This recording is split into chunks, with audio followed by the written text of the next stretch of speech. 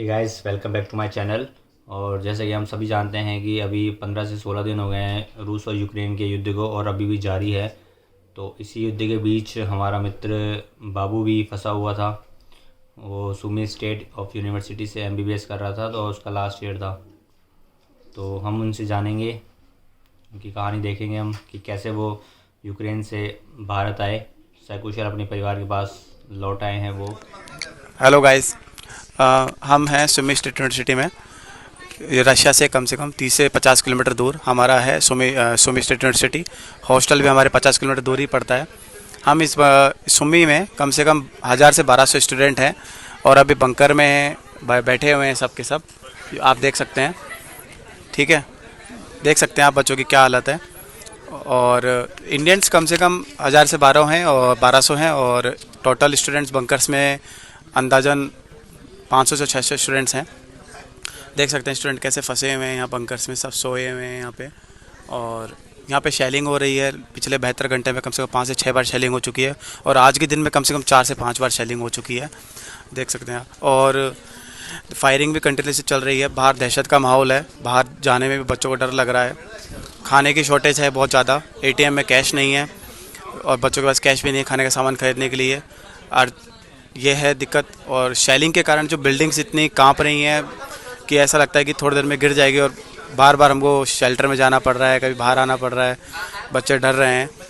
Indian government से, Indian embassy से हमारी यही गुहार है कि थोड़ा सा हमारी हेल्प करें, या सिक्योरिटी कुछ प्रोवाइड करें, या फिर हमारे जो एवेक्यूशन के लिए कुछ प्लान है वो हमारा कुछ करें, ताकि हम थोड़ी सी हमको मिले, राहत मिले कि कुछ तो रेस्पॉन्स दें एटलीस्ट।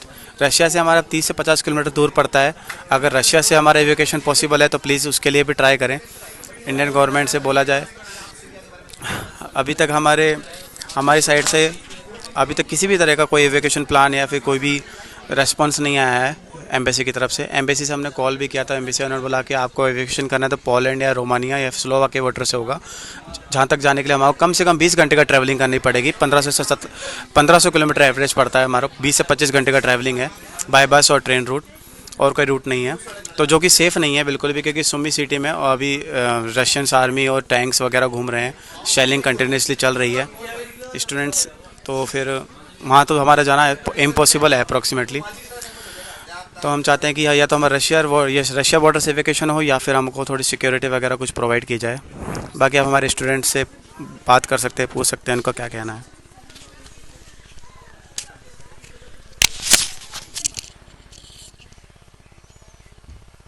जी, हम यहाँ पे स्टूडेंट्स कब से फंसे हुए हैं।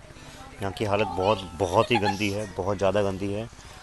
कैसे कैसे हम करके बच्चों को खुश कर रहे हैं, हंसा रहे हैं, कुछ करके सब के सब शांत, सब नाराज़, दुखित बच्चों के आंखों में दिख ही रहे हैं आपको।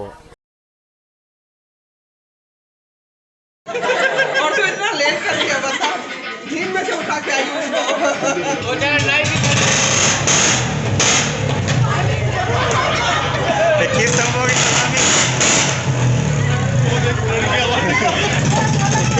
सलामी दिया भाई साहब।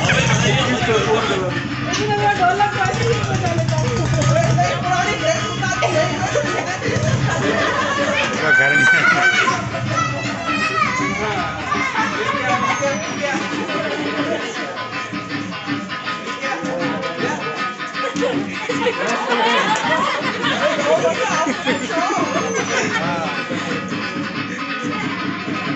खुशी के आंसू है, खुशी के आंसू, खुशी के आंसू है, खुशी के आंसू। सबसे ज्यादा माँ की दुआएं दी। डोर वाले कहाँ हैं?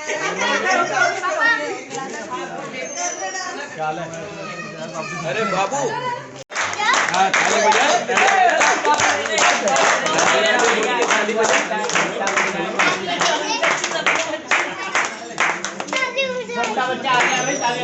अबे तो खिला क्यों रहा है, खावे ना। अगर तेरे को खाना है, खिलाना थोड़ी है।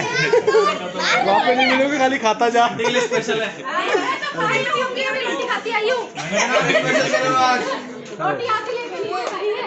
मेरे को मत खिला, मेरे को मत खिला।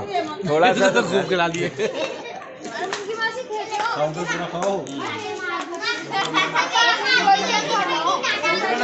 और लेके आना, और भारतीय यूक्रेन से लौट आए हैं और क्या कुछ मंजर उन्होंने देखा, कितनी तकलीफ में वो रहे और किस तरीके से उन चुनौतियों को पार कर अपने देश लौटे हैं और अपनी आप बीती को बता रहे हैं। और साथ ही उनसे ये समझेंगे कि अभी जो छात्र वहाँ पर फंसे हुए भी हैं वो भी सुरक्षित वापस लौट आएंगे, क्योंकि लगातार जो ऑपरेशन किया जा रहा है भारत सरकार की तरफ से, ऑपरेशन गंगा, वो सफल रहा है क्योंकि वो वापस लौटे हैं, वो बखूबी जानते हैं।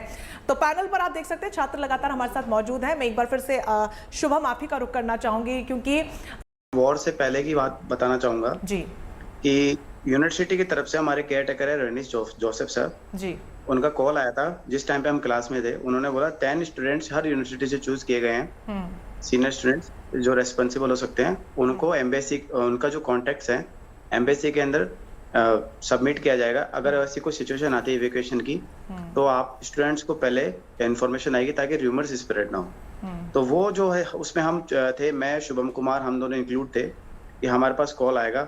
मगर जो सडन कंडीशन थी अर्ली मॉर्निंग 5 AM जो बॉम्बार्डिंग स्टार्ट हुई थी, उस टाइम पे एम्बेसी से इंफॉर्मेशन नहीं आ पाएगी अचानक से वो, क्योंकि वो भी एक्सपेक्टेशन नहीं था कि ऐसा वॉर हो जाएगा। मगर हाँ, हमारे पास फिर कॉल आया था कि आप सुम्मी से हैं, आपका जो है आपको हॉस्टल में ही रहना है, बाहर नहीं जाना, आपका एविकेशन प्रोसेस स्टार्ट कर दिया जाएगा as soon as possible. But आप उन्होंने पूरा हमारे को कोऑपरेशन दिया है, एम्बेसी ने भी। एम्बेसी जितना कर सकती थी, क्योंकि 18,000 स्टूडेंट्स हैं और हर स्टूडेंट हर 5-10 मिनट, हर 2-3 मिनट्स में कॉल कर रहा है, तो जितना वो कर सकते थे उतना उन्होंने करा।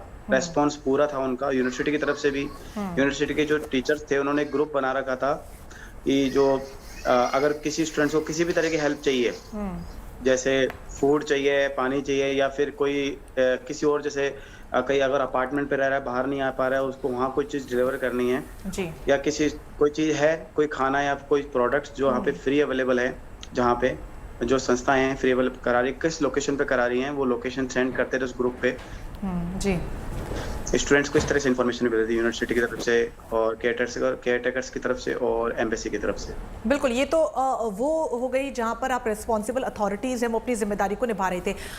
भारत सरकार का जो ऐलान है कि एक बच्चे को निकाला जाएगा, एक बच्चा घर तक पहुंचाया जाएगा, वो रियली 100% पूरा हो रहा है। और वो जो बच्चे हैं बच्चे वहाँ पे वो भी आ जाएंगे, उनको हिम्मत नहीं हारनी है। We are with you all and जब सब कुछ नॉर्मल हो जाएगा हम सब साथ में वापस जाएंगे अपनी स्टडी कंटिन्यू करने के लिए, क्योंकि Ukraine is like second home, हमारे लिए सेकंड होम है यूक्रेन में।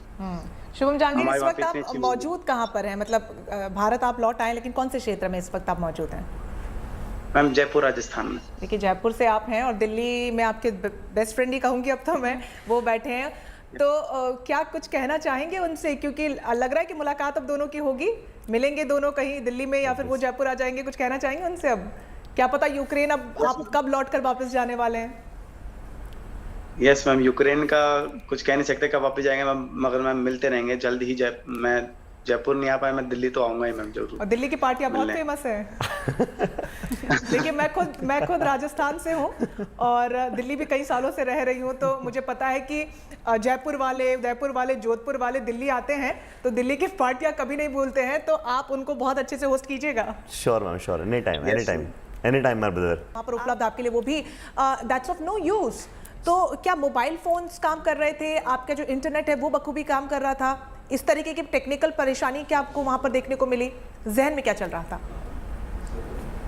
मैम वहाँ पे रहते हुए हमको इतना कम्युनिकेशन का इतना दिक्कत नहीं आई जी। कम्युनिकेशन अगर टूट जाता तो मैम सीरियसली हम ना बंकर पहुँच पाते, ना फिर टाइम पे जो हमको इन्फॉर्मेशन थी फूड की या वाटर की सप्लाईज की या फिर शेलिंग की जो इन्फॉर्मेशन आ रही है वो नहीं पहुँच पाती। तो नेटवर्क की जो हमको प्रॉब्लम फेस नहीं करनी पड़ी एटलीस्ट।